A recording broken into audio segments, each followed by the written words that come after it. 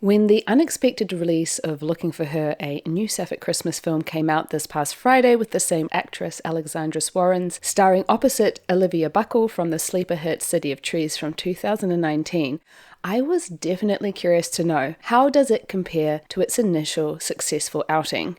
Would it make my top 7 sapphic Christmas list if it had come out earlier? Well, let's find out. Looking for Her revolves around Taylor, writer from an online newspaper who must be earning quite a good salary if her BMW is anything to go by, and who hasn't seen her parents in 3 years because they didn't react too well to her coming out to them. This means they haven't met Jess, the girlfriend, and when they suddenly seem fine about their daughter's lesbianism, they invite both Taylor and Jess to come up for Christmas. Only Taylor and Jess have broken up, and Taylor can't face the idea of telling them that, so instead she finds herself an actress to play the role of Jess. Olive, in desperate need of some money for rent, applies. I need not say anything further because the rest of the script writes itself. We have all the trappings of fake dating, a mistletoe kiss, angels in the snow, roasting marshmallows by the fire, there was almost only one bed, parents who love Olive, and of course, both of them falling for each other. So not wildly different from City of Trees, both movies involve returning to the parents for Christmas, both of them have the leads fall in love, but it's immediately clear that Looking for Her is stylistically different. The fly-on-the-wall realism is toned down in favour of cinematography that comes across as more, I guess you could say, polished, with snappier editing, snappier shots, and less moody shot composition. That makes sense because I would characterise it closer to a Christmas rom-com whose script had a slightly bigger budget, and I'd categorise City of Trees as more of a romance film set at Christmas time, which was made on a micro-budget. While there were still lingering shots reminiscent of City of Trees, there was less of it.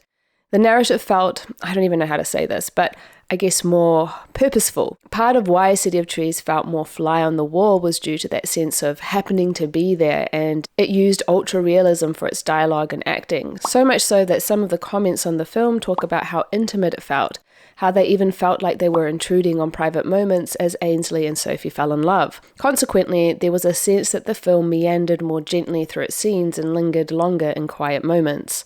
Looking for Her with its shift in tone doesn't do so in the same way. The dialogue is more purposeful in pushing the narrative forward. The Christmas cheer, if you will, was also stepped up a few notches, or at least it felt like it was due to the tonality of the film. The characters the actresses play are certainly different from City of Trees. Olive is something of a free spirit who has a passion, namely acting, but beyond that seems to be stumbling through her life, unable to get to work on time with a frankly awesome-looking orange car that is a finger's width away from conking out entirely, and only $25 in the bank with rent due. Alexandra Swarens plays the part with ease. It's almost like she wrote the part herself. Okay, well, that was a really bad joke, but yeah. I like her more as Olive than I did as Ainsley. Where Ainsley was quiet, a bit taciturn, needed to be pried open by Sophie, Olive was more vivacious and allowed Alexandra to show more of her natural charm in the role. Her flirting with Taylor was especially cute. Conversely, Olivia went from playing the more laid-back Sophie to a more tightly controlled, career-driven Taylor, which I liked as well. I appreciate that Taylor managed to sidestep the more overused and frankly tiresome cliché of the woman who has sacrificed love for work and is this high-powered bitch who needs the love of a good man to soften her up. Well, in this case, a woman, but you know the stereotype I'm referring to. As a character, she's not framed that way, but rather there is a natural sweetness and vulnerability that comes through, and it serves the character and story well. So these, at least for me, felt like two very different types of Christmas films, but similar enough that if you liked City of Trees, you will probably like Looking for Her. Let me know if that's the case in the comments. Because perhaps to you, these superficial differences are insignificant due to the heart of what made these films work, which is the chemistry of their leads. Alexandra Swarens, who wrote, directed, and acted in it, invited Olivia Buckle back to star opposite her, and their chemistry again shines through as one of the strongest elements of the film. There's a natural ease to their interactions, which makes them a pleasure to watch on screen together. The way Olive suddenly plops down to do snow angels was endearing, and you could totally believe that Taylor was starting to fall for her. The awkwardness after the top and bottom dialogue, how Olive improvises the morning cheek kiss, or how Olive looks at Taylor during the ugly Christmas sweater party, these moments and many more played all very well. What serves less well is the film's rambling setup. It takes a full 40 minutes for the characters to finally meet, which, given the lead's chemistry is the strongest part of the film, means it's a whole chunk of time to not have them together. I feel a good 10 minutes could easily have been chopped and would have been the better for it. In a script, we talk about the inciting incident, i.e. the thing that sets the action of the film in motion, which in this film comes at the 15-minute mark when Taylor accidentally calls her dad and agrees to spend Christmas with them. Olive's inciting incident doesn't come until 30 minutes in when she loses her job, forcing her to look for other work. With a bit of condensing of this first section, this could have come a lot earlier. I didn't need to see Olive getting to work late twice before being fired, and I also didn't need to see 4 separate scenes of Taylor at work with a co-worker when 2 would have sufficed just fine to move the plot forward. To be honest, even the dog walking could have been, if not chopped entirely, mostly chopped. I did not need to see an owner prioritizing a Santa fantasy over his dog. No siree. It didn't seem to highlight anything particularly pertinent about Olive's character, which is what I assume it was there to do. And while this moment and others spent with the supporting cast included comedy moments that make up a rom-com, the execution didn't quite work for me. Some of it was editing with pauses long enough to let a truck drive through, bottoming out the energy of the scene.